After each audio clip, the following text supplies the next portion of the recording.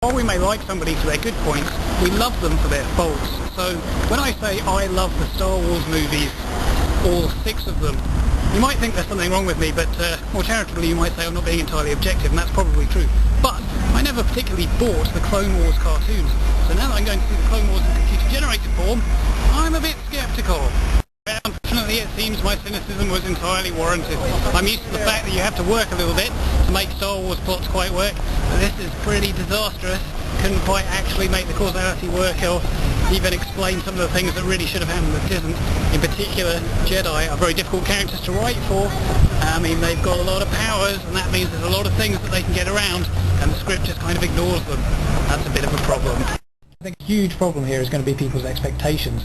I mean, fair enough, people are going to expect this to look like a regular Star Wars movie, or feel like one, and it really isn't, because it's just the opening episodes of a TV series, which means character arcs aren't getting resolved, nothing particularly seems to get anywhere, and the animation isn't particularly high quality because the budget's being spread thin over a whole bunch of episodes. So it's just inevitably going to be disappointing, and I think it was a mistake to put it in the cinema like this. Too down on it, because I do think things like the character design were an improvement on the Clone Wars cartoons. They've also seriously scaled back the ridiculously exaggerated powers of the Jedi in that cartoon, which I think is a good thing, and there were a few moments of magnificence.